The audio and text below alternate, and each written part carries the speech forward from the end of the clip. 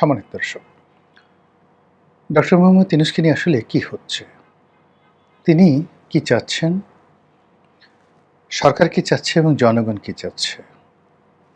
তার যারা নিয়োগকর্তা, যারা প্রমোটার, মেন্টর, সেই পশ্চিমা দুনিয়া, বিশেষত আমেরিকা, তার ব্যাপারে কি সিদ্ধান্ত নিচ্ছে? আর তার প্রতিপক্ষ হিসেবে দেশের আওয়ামী লীগ, অন্যান্য সাধারণ যারা গ্রামীণ ব্যাংক দ্বারা ক্ষতিগ্রস্ত হয়েছেন তারা, যারা তাকে ঈর্ষা করেন, তাকে দেখলেই অনেকের মেজাজ গরম হয়ে যায় তারা, এবং বিশেষত ভারত। তারাই বা ডক্টর মোহাম্মদ ইউনূসকে অপমান, অপদস্থ করার জন্য কি পরিকল্পনা করছে, এবং এগুলো নিয়ে ক্রমশ যে পরিস্থিতি জটিল হচ্ছে আমরা স্পষ্ট বুঝতে পারছি, এবং এটা নিয়ে একটা ঝামেলা হবে। আমি ছোট মানুষ, তবু বললাম, আমার মন বলছে যে এই ডক্টর মোহাম্মদ ইউনূসের বিষয়টি নিয়ে এমন একটা ঝামেলা হবে যে ঝামেলাটা মূলত আমরা নিয়ন্ত্রণ করতে পারবো না। কিন্তু এখন কিন্তু আমরা যদি সতর্ক হই, সমস্যাগুলো সমাধান করি, তাহলে হয়তো ঝামেলা হবে না। ছোট্ট খবর দিয়ে বলি। খবরটা হলো যে দেশের একটা বিরাট অংশ চাচ্ছে যে ডক্টর মোহাম্মদ ইউনূসের জমানাতে যে অনিয়মগুলো হয়েছে সেগুলোর তদন্ত হোক এবং তাকে বিচারের আওতায় আনা হোক অতি দ্রুত। তিনি নিজে কী কী অনিয়ম করেছেন, দুর্নীতি করেছেন, তার সঙ্গী সাথীরা, বিশেষ করে শিক্ষা মন্ত্রণালয়, তারা অনেক উপদেষ্টা, যাদের বিরুদ্ধে স্পষ্ট দুর্নীতির অভিযোগ, মানে সারি সারি দুর্নীতির অভিযোগ জমা পড়েছে দুর্নীতি দমন কমিশনে, এবং ওই সময়টাতে যারা সমন্বয়ক ছিলেন, শীর্ষ নেতৃবৃন্দ ছিলেন, তাদের বিরুদ্ধে প্রচুর আর্থিক কেলেঙ্কারি এবং চাঁদাবাজির অভিযোগ রয়েছে। এগুলোর বিচার চাচ্ছে একটি গ্রুপ। এখন এটি সরকারকে নিষ্পত্তি করতে হবে। যদি সরকার এই জিনিসগুলো নিষ্পত্তি না করে, সবাই সরকারকে দায়ী করবে এবং বলবে যে এই সরকার আসলে দুর্নীতির সঙ্গে আপোষ করছে, বা ডক্টর ইউনূসের সঙ্গে তার একটা লিয়াজু করে তিনি সেখানে আসছে। This is one. সেকেন্ড যে বিষয়টি, সেটি হলো ডক্টর মোহাম্মদ ইউনূস বিদায়ের কালে নিজেকে হঠাৎ করে ভিভিআইপি ঘোষণা করে আগামী ১ বছর তিনি রাষ্ট্রের সর্বোচ্চ যে নিরাপত্তা এসএসএফ, সেই এসএসএফ সুবিধা ভোগ করবেন, এবং এই ভোগ করতে এসএসএফের তাকে প্রোটোকল দিতে টোটাল কয়টি গাড়ি লাগবে, কজন কর্মকর্তা সেখানে থাকবেন, এবং এতে রাষ্ট্রের কত টাকা খরচ যাবে এবং এই টাকা কে দেবে, এটা আমরা জানি না। নিঃসন্দেহে রাষ্ট্র দেবে, এবং কেন দেবে এটা আমাদের কাছে প্রশ্ন। এবং এটা নিয়ে প্রচুর আলোচনা হচ্ছে, সমালোচনা হচ্ছে, ট্রল হচ্ছে যে তিনি আসলে একটা ক্ষমতালোভী মানুষ, তিনি একটা ভীতু টাইপের মানুষ। তিনি যদি এত ভালো কাজ করতেন তার প্রোটোকল লাগবে কেন? তার একটা আত্মবিশ্বাস থাকবে ওই পর্যায়ে। তিনি ক্ষমতা থেকে ত্যাগ করে সোজা রাস্তা দিয়ে হেঁটে হেঁটে চলে যাবেন অন্য দেশের যে সকল জনপ্রিয় প্রধানমন্ত্রীর মতো। তা না করে এখন তাকে প্রোটোকল নিয়ে ঘোরাফেরা করতে হবে, চলাফেরা করতে হবে, এসএসএফ নিয়ে চলাফেরা করতে হবে। এই মানসিকতাটা কেউ পছন্দ করছে না। এখন সমস্যা হলো যে তিনি এই যে ঘোষণাটা দিয়েছেন, এটার আইনগত ভিত্তি কী আছে? এটা কিভাবে সার্কুলার হয়েছে? আমাদের দেশে সাধারণত বিজি প্রেস থেকে এই ধরনের সার্কুলার যে সার্কুলার হয়, সেই সার্কুলার প্রিন্টেড হয়। এখন ডক্টর মোহাম্মদ ইউনূসের এই যে ঘোষণা, যেটা বিজি প্রেস থেকে সার্কুলার হবে, সেটা খুঁজে পাওয়া যাচ্ছে না।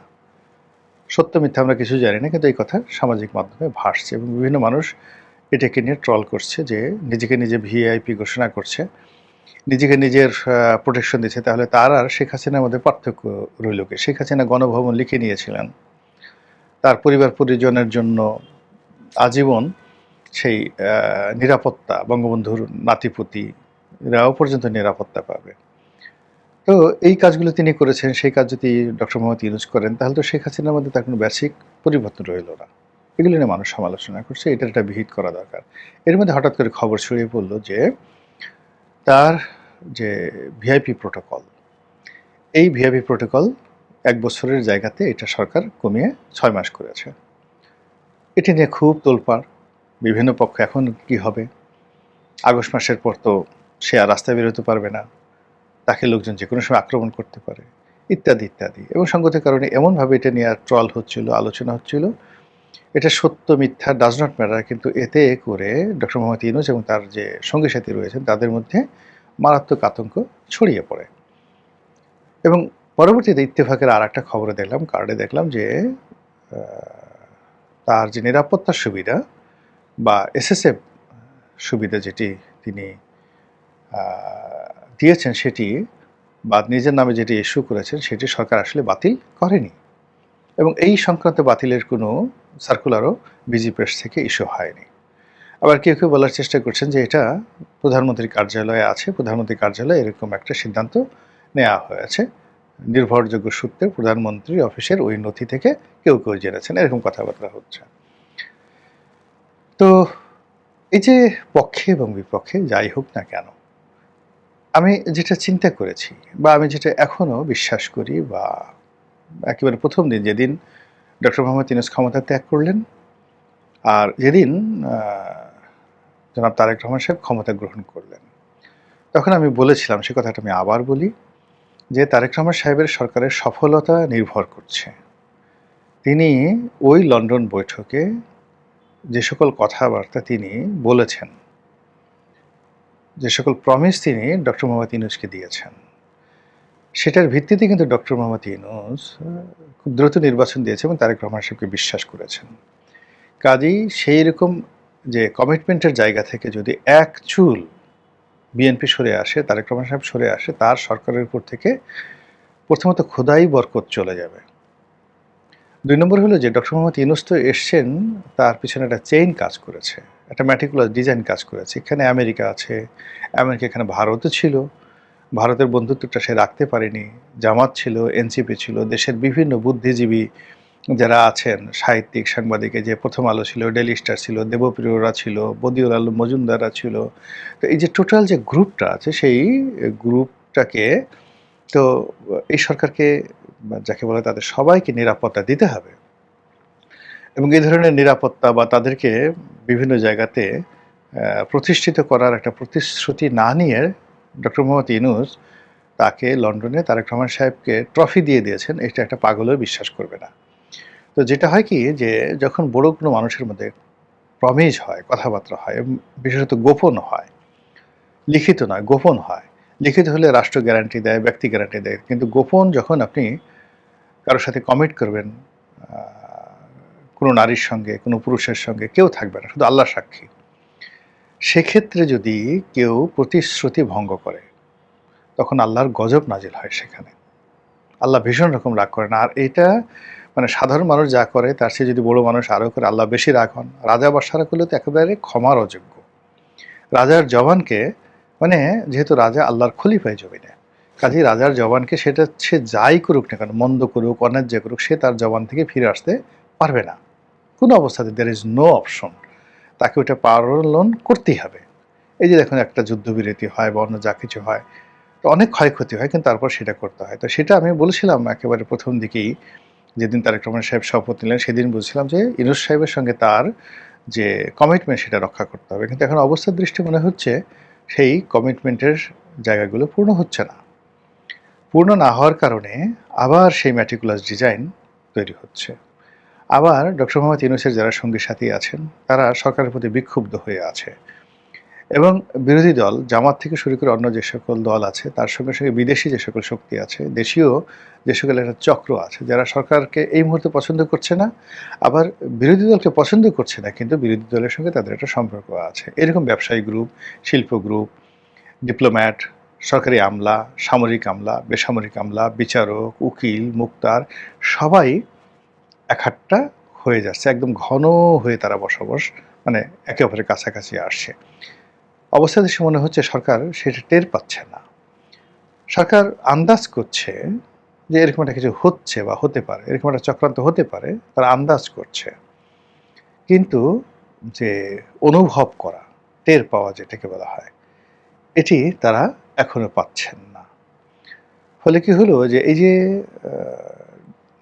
জনাব ইউনূসকে যে তার নিরাপত্তা ৬ মাস কমিয়ে দেওয়া হলো, এরকম খবর যখন এলো, সবাই যে যা মনে করেছে সেটা তাদের ব্যাপার। কিন্তু আমি মনে করেছি যে ডক্টর মোহাম্মদ ইউনূস সম্ভবত রাষ্ট্রপতি হতে যাচ্ছেন, এবং আগস্টের আগেই, এটা আমার কাছে মনে হয়েছে। আদারওয়াইজ এটা বন্ধ করার কোনো কথা নয়। এখন আবার যখন সরকারের পক্ষ থেকে বলা হচ্ছে যে না, এটা বন্ধ করা হয়নি, তখন আবার এখন আমার মনে হচ্ছে যে না, তাকে রাষ্ট্রপতি করা হবে না। এখন রাষ্ট্রপতি করা হলে এক ধরনের পরিস্থিতি হতো, না হলে এক ধরনের পরিস্থিতি হতো। জুলাই সনদ বাস্তবায়ন করলে এক ধরনের পরিস্থিতি হবে, না করলে এক ধরনের পরিস্থিতি হবে, মানে এটা হোয়াট এভার মেবি, এটা আমাদেরকে মেনে নিতে হবে, বিএনপিকে মেনে নিতে হবে। কিন্তু বিএনপিকে যেটা করতে হবে সেটা হলো তার সঙ্গে যাদের যে কমিটমেন্ট ছিল সেই হকগুলো তাকে আদায় করতে হবে, আদারওয়াইজ তার কাজে তিনি মানে তারা বরকত পাবে না। তো সেই দিক থেকে জামাতের সাথে হয়তো তাদের একটা নেগোসিয়েশন ছিল, সেটা লন্ডনে হয়েছে। জামাতের আমির একাধিকবার বৈঠক করেছেন। আবার প্রধানমন্ত্রী হওয়ার পর শপথ গ্রহণের আগে তিনি জামাতের আমিরের বাসায় গেছেন, এনসিপির নাহিদ ইসলামের বাসায় গেছেন। সেখানে তো আসলে এমনি এমনি যাননি। একটা বাঘ কখন গাছে ওঠে, সে তো সহজে গাছে ওঠে না। তো যখন বুঝতে হবে যে তারেক রহমান সাহেব তিনি জামাতের আমিরের বাসায় গেছেন, এটা এক তো সহজ বিষয় নয়। আবার তার দপ্তরে জামাতের আমিরকে তিনি নিমন্ত্রণ করেছেন, ডাকছেন। তো এই ছবি আবার আসছে পার্লামেন্ট হাউসে। এগুলো এমনি এমনি না, এগুলোর পেছনে নিঃসন্দেহে জামাতের সঙ্গে বিএনপির একটা সমঝোতা আছে, কথা আছে, বার্তা আছে। কিন্তু এগুলো মান্য করতে হবে, সম্মান দেখাতে হবে এবং এইগুলো অক্ষরে অক্ষরে পালন করতে হবে। আদারওয়াইজ সরকার এই যে এখন দুর্বল মুহূর্তে আছে, এই দুর্বল মুহূর্তে তার প্রতিপক্ষরা তাকে আঘাত হানবে এবং সামনে আরও দুর্বল পরিস্থিতি তৈরি করে ফেলবে এই দল। এবং এর সঙ্গে যদি যারা বিতাড়িত শক্তি, সেই আপনি তাদেরকে ফ্যাসিবাদ বলেন, তাদেরকে স্বৈরাচার বলেন, আর যা কিছুই বলেন, গালাগালি করতে পারেন, কিন্তু তারা তো একটা শক্তি, they have a power, monetary পাওয়ার, তারপরে ইন্টেলেকচুয়াল পাওয়ার, আরও অনেক কিছু। তো সেই পাওয়ারগুলো যখন এই ডক্টর মোহাম্মদ ইউনূসের সঙ্গে মিলে যাবে, জামাতের সঙ্গে মিলে যাবে, তখন আসলে সরকারের দুই চোখে ধোঁয়া দেখা ছাড়া আর কোনো উপায় থাকবে না। তো কাজে আমার কাছে মনে হচ্ছে যে ডক্টর মোহাম্মদ ইউনূসের বিষয়টি সরকার চুপ থাকলে হবে না, তাকে টু দি পয়েন্টে এই সমস্যার সমাধান করতে হবে। সবচেয়ে ভালো জিনিস হলো যে গোপনে যে সকল কথাবার্তা হয়েছে সেগুলো অনুসরণ করা। আর মন্দের ভালো হলো কেন তারা এই কাজটি করতে পারবে না, তাদের বলা উচিত প্রকাশ্যে যে হ্যাঁ, আমাদের তাদের সঙ্গে এই চুক্তি হয়েছিল, বিএনপির জামাতের সঙ্গে, তারপর এনসিপির সঙ্গে, ডক্টর মোহাম্মদ ইউনূসের সঙ্গে, ইভেন আমেরিকার সঙ্গে। কিন্তু আমি এখন ক্ষমতায় বসার পরে আমার কাছে মনে হয়েছে যে আমি এই কাজগুলো করলে এই দেশের ক্ষতি হবে, সরকারের ক্ষতি হবে, রাষ্ট্রের ক্ষতি হবে, জনগণের ক্ষতি হবে, যেটি আমি মরে গেলেও করতে পারবো না। আপনারা যদি আমার সঙ্গে থাকেন আমি থাকবো, নাহলে আমি পদত্যাগ করব। আর এই কাজের জন্য তিনি যদি বিরোধী দল বাড়াবাড়ি করে, তিনি একটা গণভোটে চলে যেতে পারেন, যে হানা ভোটে চলে যেতে পারেন। তো এরকমভাবে অনেকগুলো ওয়ে আছে। তো সেই ওয়েগুলো না করে যখনই শুধু চুপ থাকা হয়, তখনই তলে তলে পর্দার আড়ালে গুপ্তভাবে অনেক চক্রান্ত দানা বাঁধে এবং সেই প্রাসাদ ষড়যন্ত্রে এই পৃথিবীর অনেক কিছু তছনছ হয়েছে। আল্লাহ আমাদেরকে সেই তছনছ হওয়া থেকে রক্ষা করুন, হেফাজত করুন। আসসালামু আলাইকুম ওয়া রাহমাতুল্লাহি ওয়া বারাকাতুহু।